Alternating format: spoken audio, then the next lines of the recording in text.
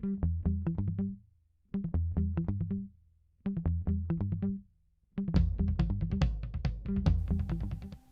welcome to Author Hour. I'm your host Richard Lyntton, author of North Korea Deception and Hyde Park Deception.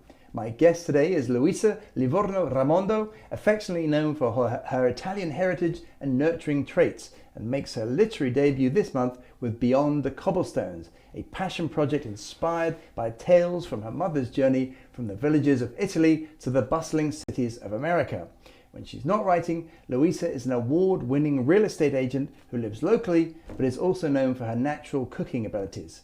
Scents of tomato and basil often drift through her home for family and friends for Sunday dinners, experiences from her own youth that have inspired this lively tale.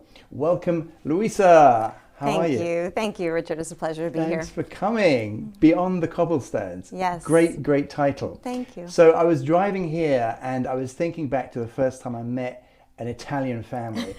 and my friend Roberto Sorrentino was like my friend from 12 years old. Very good. And I remember the first time I met his family. You know, like when you're a kid and you meet your parents' friends, it's like they're famous. You want them to like you.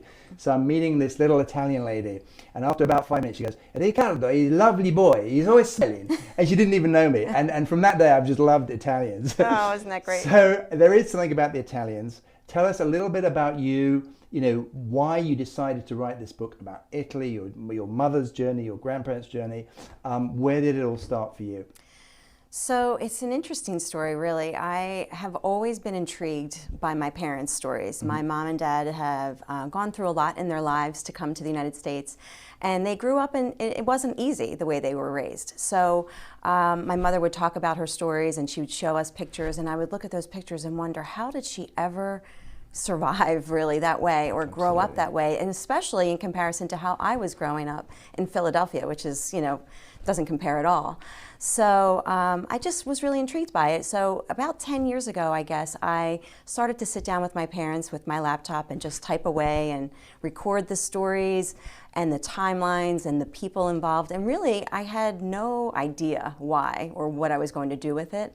I just wanted to get it down on paper because I knew. So you were sitting with them? Yes, sitting with them. And you just said, "Talk to me," and you're just taking notes? Yes, sitting with them in their kitchen and, drinking some wine or eating some kind of food, whatever they would usually prepare, and just, kind of getting the history down. And you say at one point, I think it's in your introduction, you talk about it's like a child tugging at your sleeve or something. You use a fun expression. Mm-hmm. So tell us about that. At this stage, you just thought, I got to write. Did you want to write a novel? Did you want to write a story? Did you want it to be like a non-fiction thing? Well, it's a good question, and I didn't know. When I started, honestly, I had no idea where I was going with it. So at first I thought, I'll just record it all for my family, my cousins, my sister, my brother. And then I thought maybe I could do a memoir, but then I was frightened by the idea of doing a memoir and getting the facts straight and making sure I didn't offend anyone and misrepresent anything. Mm-hmm. So at some point along the line, it just started to turn into a story, a fictional tale, really. So that's kind of how that happened. So how many pages did you have of notes, would you say? Notes. I wrote typed really small, so it was probably only about 3 or 4 pages typed of notes that I worked with. Okay, and then you started to turn it into a story. Yes. And how long was that next, first draft? Well, like I said, I started 10 years ago with the recording. I probably started writing about 8 years ago, and I got to about 5,000 words and stalled completely. Okay. Because I'm not trained as a writer, so I didn't know where to go next or what to do. Right. So, but I just kept at it a little bit. I was still doing research, and about 3 years ago, my father and I went to Italy. Which was fabulous. We took a trip back for 2 weeks, he and I together. We spent a week in the north, a week in the south, and it was just amazing to see everything through his eyes and just, firsthand what he experienced and what my mother experienced. Did you go back to the little village? Yes, and I had been there before when I was younger, but I didn't look at it the same way as I was looking at it now as an adult trying to write a story. Right. So then is that journey, that visit, is that what made you think I've got to get this, finish the story of the novel? Because 5,000 words isn't very much. Right? No, right. So what happened? How did you get to the 90,000 or 80,000, whatever it is now? It's actually 60,000. Okay, and yes, so what I did was I came back from that trip very inspired. I knew who I was. I knew who my parents were. It was great.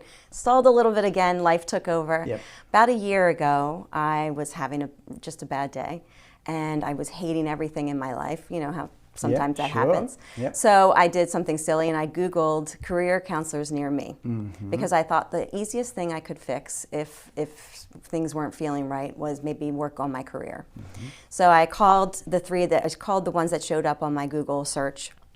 The first one didn't answer the phone, so I left a message, and she never called me back. The second one answered. Her name is Mindy Thomas of Thomas Consulting, and she's out of Media, PA, which is local. And we had a great conversation. And honestly, within the first 5 minutes, she knew what my problem was. And as a result, I signed up for 4 sessions with her.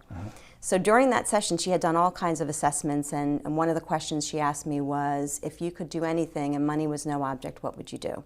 And I said I'd finish my book. Okay, great. And she was intrigued because I was talking to her about real estate and that part of my life. So she had gone to Georgetown University, and she knew of this program that a professor has there that you can get involved with that basically teaches you how to get your idea down to a published novel. And that's what I did. And so how long did that take, that process? Another few months? So that was, 4 so I sessions. started immediately. It was about September of last year, 2020, when I had contacted that woman, and she hooked me up with Georgetown.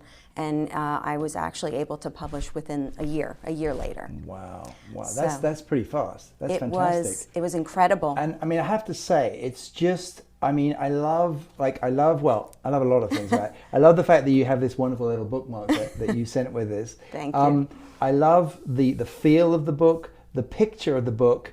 Tell us about finding the publisher, and I definitely also want to talk about the cover. I love, for example, I don't know whether you can see this, but there's a beautiful cover which is your own photograph, and you've highlighted the blue dress of your mother. Your mother. That's my mother. And it just looks fantastic. But tell us how you found the public. So you finished your novel. This is only about 6 months ago, then, really. It was, and actually it was a complete program with. Creator Institute is the name of it, and the professor's at Georgetown, but he runs this Creator Institute. And at the, you start off with a developmental editor, which was fabulous because I didn't know how to write.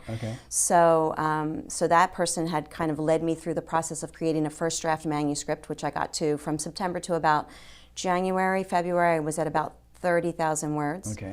Then you are switched over to the publisher, and it's New Degree Press, and it's all part of the program, so they're all kind of connected to each other. And New Degree Press then had another whole bunch of editors. We had, probably 6 editors go through that manuscript and look at different things, and also help me add more to it and make it a better novel overall. And then I got, like I said, to about 60,000 words. So this is really interesting. I honestly haven't really heard of this kind of way of doing it, and it's fascinating because it just goes to show that there's so many different ways to skin a cat, as they say, and get the finished article done. So then you have. So how many editors did you work with? At New Degree Press, probably 6. So 6 different. So how come so many? Because I think they really just do it from a quality perspective. So they have an acquiring editor who goes through the entire manuscript first to just see if the flow makes sense and what needs work and what, chapter by chapter, they give you notes. Then there are copy editors, and there are, I had a marketing and revisions editor. Then I had a cover editor, and I can't even remember all the others. Let's talk about the cover real quickly. Yeah. So again, simplicity. This blue theme, which you will see at the end of the show on your website. I like the blue theme, and I don't know why it works, but it just works.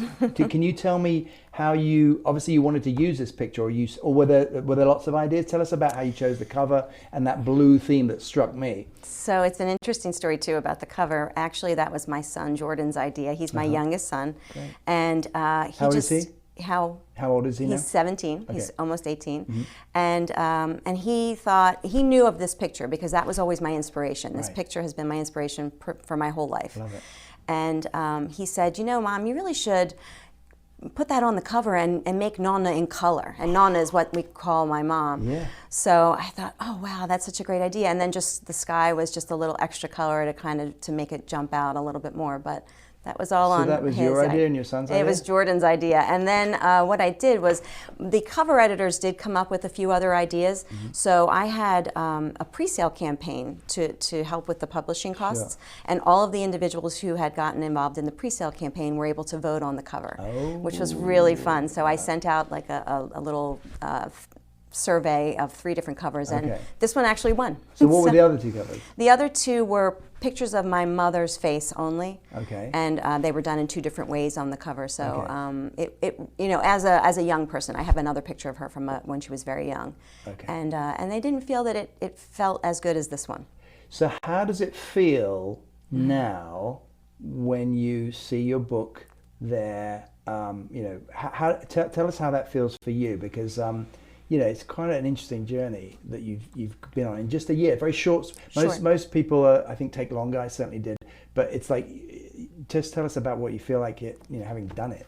Well, I think the journey, it does feel short. And I mean, it was longer for me because I started so long ago with the recording of the information. And like you said, I have in my author's note, it was gnawing at me. Right. I knew that if I didn't do this, that I would regret it. Right. So I was just fortunate that I Googled that woman that day, and she got me kickstarted, and that program really was what got me to the finish line. Right. And it's hard. It's really, really hard. I would get up at 5 o'clock in the morning and write 2 or 3 hours. I'm an episodic writer, so I'll write 2,000 or 3,000 words at once, and then I won't write anything for days.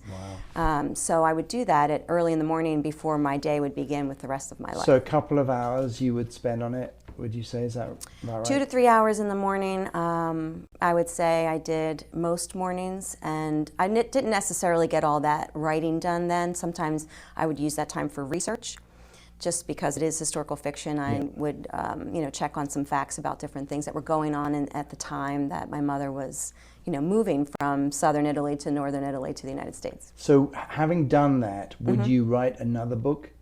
Absolutely. I'm actually already working on book 2. I'm about 10,000 words in now, which I feel good about, yes. And with the same program, with the same publisher, and it is a continuation of this story, so yeah. So is it sort of more in America? Yes, or if exactly. You don't have to say, but... Yeah, I don't want to say too much because there's some twists and turns, but yes. I mean, it just struck me, like even the very beginning of the book, like there's death, there's war, like it's this romantic tale in this beautiful little Italian village, but like I love the way you get right in there with these really epic themes, and it does strike me as, I've always thought about Italy and France, particularly sort of where you're talking Provence in France, or Italy, Ravenna, Siena, those beautiful Tuscan hills. We think of it as so beautiful and wonderful, and yet what you do is you talk about how the cobblestones, there's not much sunlight in those little houses, and the cobblestones are cold, and the poverty is pretty striking, isn't it, for your mother? Yes. As you start out, and you also talk about coming to America. So tell us a little bit about, for you, what it means to go from, it's pretty much sort of rags to riches, really, isn't it? It really is, and I explore that a little bit more in my author's note for my second book. The fact that in just one generation, we went from that to living here in the United States in a beautiful area in Philadelphia, the suburbs of Philadelphia. Yeah. So it's incredible when you think about how all of that can occur in just one generation, and it really took the determination of my mother, who spearheaded basically the whole idea. Right. Do you you say, I know I read you said it's the best. America's the best place in the world. Do you still feel that way? I always have felt that way and still do. And it's hard when you hear so many people or things going on with negativity in the United States. But my mom and dad came here because it was the place to be. Yeah. There was opportunity, there was education. You could work and make money and really improve your life, and they've proven that, because I look back on where they came from and where we are now, and it's just incredible, really. Right. So it is tough being an immigrant, I guess, for them. I was born in this country, but my parents and my sister were born there, so they came here, and they made it work. My parents always really taught us that hard work was important, and that's what we did. And I think that's part of that whole immigrant idea, is that you have to come here and work hard. You have to prove that you have the right to be here. Right. Did you? How did you decide that because you write in the first person, right? Yes. Mm-hmm. Tell us about how you made that decision to write. I think it's present tense, isn't it? Or yes. Yeah. Yes. So that's kind of unusual. Mm-hmm. Tell us how when and how did your editors help you decide that? Did you always want it to be about, I did this, I did that, I go here, I get the water, etc.? No, honestly, when I started writing, it was more in the past, or I guess it was in the past, and the editors actually had me flip it around, and we did it this way because of their guidance, which I think, like I said, has been stellar. Yeah, I think it really works. Mm-hmm. I think it really works. Especially for someone who doesn't have the experience. Yes, yes. What do you think people are going to learn from you? I mean, obviously it's a great story. What do you feel that people will take away from reading your book? I think the biggest message that I have is that perseverance and hard work are the way to succeed. Things aren't always going to be perfect. Things aren't always going to go the way we want. And even within my own story of getting to this point where I've published this book, perseverance and hard work was what got me there. And I learned that basically from my parents and their stories. Right. So that's what I hope people will get from reading this book. When I sometimes I sort of look at Amazon and I just see all these authors or these books. I'm like, why am I doing this? Like, it's just so, let someone else do it. What is it, do you think, that makes us want to write? It's an art form, obviously, but what do you think makes us want to write a book? One, definitely passion. Mm-hmm. You have to be passionate about whatever it is you want to write about, and that's how you get through it, because as you know, it's a hard thing to do. Yeah. Writing a novel is really, really difficult. I didn't even realize how difficult it was going to be when I started, and then I was kicking myself and thinking, what am I doing? I don't know what I'm doing. I can't possibly do this, and I just kept pushing through and had the guidance, but it was the passion too underneath all of that to get it done, and I needed to do it. It was always there. Right. And I agree with that, and I love waking up and going on Amazon. You see how many books you've sold in which countries. Like, that's really satisfying. Yes. You spent 10 years on a project, and finally people are reading it. One thing that I decided very early on was that I thought, I know that there are people out there that want to read my story, and that's how I kind of get through the hard times. I just made that decision. I thought, and it's true. It's not maybe the people you thought were going to read it, but there are definitely people out there. What advice would you give to a new writer, either someone who wants to write or is in the middle of writing? Give me, I don't know, 1 or 2 or 3 things, just pieces of advice now that you've done it. So I can say that I was terrified by the idea of people reading what I was writing. And it, I don't know if you've ever felt that way. Absolutely. Yes. Yeah. So I was very terrified by the whole idea, and that's part of what stalled me a little bit, I think, is I just kept doubting myself and doubting the idea that anyone would want to read my story. Yeah. And you're right, the people who read it and have commented to me on it are not necessarily the people that I thought would read it and comment. But it just made me feel so good. And I think at the end of the day, the best thing you can do for yourself if you want to write a book is to just keep writing, just write, just keep writing. Don't edit it while you're writing, just keep writing, get it all down initially, and work through those fears.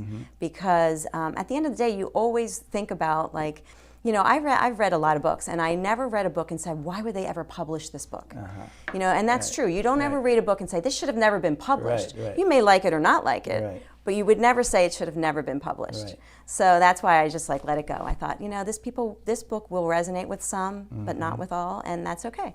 Yeah, and I really do want to stress that for people, if you are writing, it's like you've just got to believe in what you're doing. Your story, whether it's nonfiction or fiction, if you ask me, my biggest piece of advice for people now that I've written 2 books, it's like I just decided there will be people, whether they're German, Italy, Canada, they're just out there. Yes. And mine happens to be thrillers, and I knew there were people who would read, and lo and behold, I did it. I finished. I did a good job. You know, sort of a competent job of publishing the book, and lo and behold, people are reading it. And I think that's a really big thing for people who want to write, you know, themselves. Another thing I was thinking on the way here actually is, you know how when you read a book and you find a new author, I'm always, and we all have our platforms and social media, and we've got to do all that stuff on a website, right. You know, and I'm always sort of torn between how much do the readers want to know about me and how much do they just want to read my books. What do you feel as a reader and as a writer, like how much do you think people want to know about the author or not? I honestly think in today's world with social media that people really want to know the person. Yeah. They want to know about you. They want to know how you sit down and write. They want to see pictures of you doing different things. Mm-hmm. Because one thing I've learned with social media is that the thing that gets the most likes rather are the pictures of you. Of you. Yes. So I've noticed, like, if I post pictures with my parents, that I get more activity than if I just post a random picture of another book or something like that. Yeah. So they do want to know. They want to know about you. They want to know how you got there. They want to know how you did it, because I think at the end of the day, a lot of people feel like it's so hard to write a book, and they wonder how you can get through that process. And telling people how you got through that process, I think, is something that they want to hear. But even though I agree with you, but I still find myself thinking, well, why, like, you know, why do you want to know about me? Like, why can't you? Because, you know, you get a book and you read the book and you want to get to the next book and there's a series. And I still, and I agree with you, you know, when you do post pictures of yourself, people, you get more likes, not that that's important, but you know, people want to know.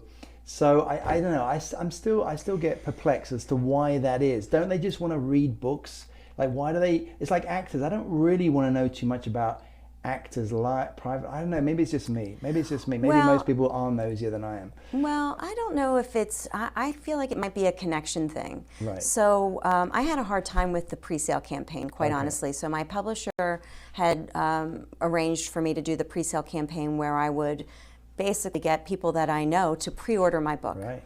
And the reason that works is because they're buying me. Right. They know me. They don't even know what I'm writing. They don't know what they're going to read. They're just buying me. And that's why I think, that's why it works, because people want to know about you. They want to make that connection. Right. And if they're already connected to you, it's even better. Yeah. So I think, I don't know, I just feel like it's nice to connect to people who wrote the book and be able to understand where some of those ideas came from, like how your mind works. Did you do a discount price for the pre-sale? No, it was actually $39, and part of, yes, I know, it's interesting. So part of that process is this pre-sale campaign where you pre-order the book for $39 was the lowest level, or maybe $15 was for an ebook. Yeah. But then it went even up higher, so you could have super fans, and you get multiple perks with it, really. You get signed copies, you get numbered copies, you get possible like speaking engagements, you get multiple copies of the book depending on where you are at the support level. So it was really an interesting process to help pay for the publishing. And and you would say that worked for you? It absolutely worked. Not only did it work to help me with the publishing process, but it also worked in creating a community around my book. Wow. And that's also helped to make it grow, because every person that pre-ordered has their own community. Yeah. And then they've read it, or they've shared it, or they've, talked about it with their own friends. And if people want to do this, the thing that you did, how would they find out about that? Because that's not really on your website, is it? Well, no, that was all through the publisher. So what's their name again? New Degree Press. New Degree Press. So if that's something you are interested in, New Degree Press, it's obviously a very different process that I haven't really heard about. So it's almost like a Kickstarter thing, right? It's like Completely, yes. I mean, was it Kickstarter, or was it like a... Oh, it was Indiegogo. Okay. Indiegogo, yeah, because Kickstarter was a different, we didn't use that one. So Indiegogo, right? Yeah. So that is how interesting. Indiegogo. So you put I had a video that they created for me to kind of announce the book, and then, I just put it out there on social media. Yeah. And again, it's your friends and family that are supporting you generally, depending on how wide your network of people is.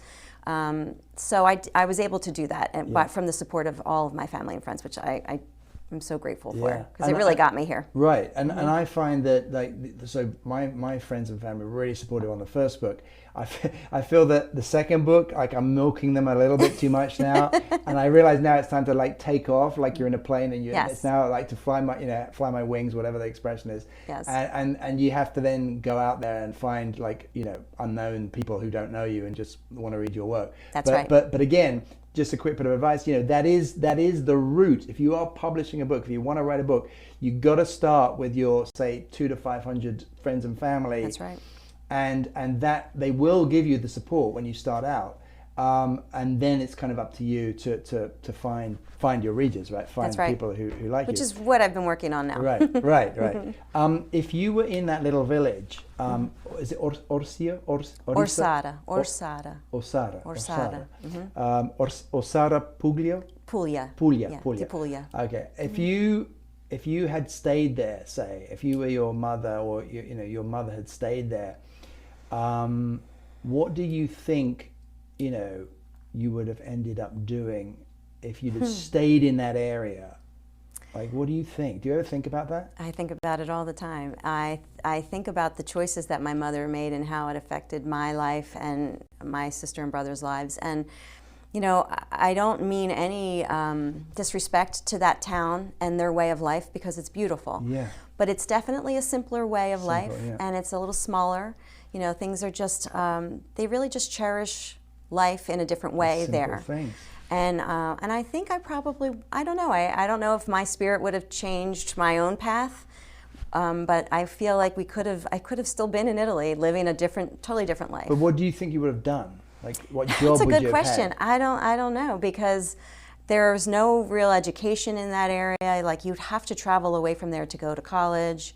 Or to get an. They have schools there, right? Well, they have a school. I mean, now I don't even know how big it is, but they're still not very big. There's no college in that town. You're going to at least an hour away to where there's more university type schools and things like that. So it's a different way of living. It's a lot smaller. It's a lot simpler. It's it's just different from what we're used to here, especially on the East Coast of the United States. Well, even like you talk about the ladies doing their washing, and that was like a fun activity. Yes. And it is true, and I think one of the things you get from reading this book is you can enjoy life from the simple things, right? Absolutely. It's similar from my book, but North Korea Deception is a lot set in Russia, and I lived in Russia, and just going to someone's house and eating their food. There wasn't any food in the shops, but they somehow managed to get food, and you would go and you just spend the whole day and you'd sing songs, guitar and Russian folk songs, and I do think that we've lost that here, and I do think that people will learn from your book about the simple things in life. Well, and I agree with you on that. I think that that's part of being in the United States. Right. People come here from other countries because they want more than what they have. Yeah. And maybe what they have at home isn't necessarily bad. It's not bad. Some, I'm sure, are. But in this situation, it wasn't that it was bad. It just wasn't exactly what my mother envisioned for her life. Yeah. So. Well, thank you so much, Luisa, for coming to see us today. You can find out more about Luisa at www.beyondthecobblestones.com. That's www.beyondthecobblestones, all one word, .com. And thank you so much for joining us today. Be good. And if you like thrillers, you can also check out my latest release, which is Hyde Park Deception, book 2 in the Deception series. Be good. See you next time.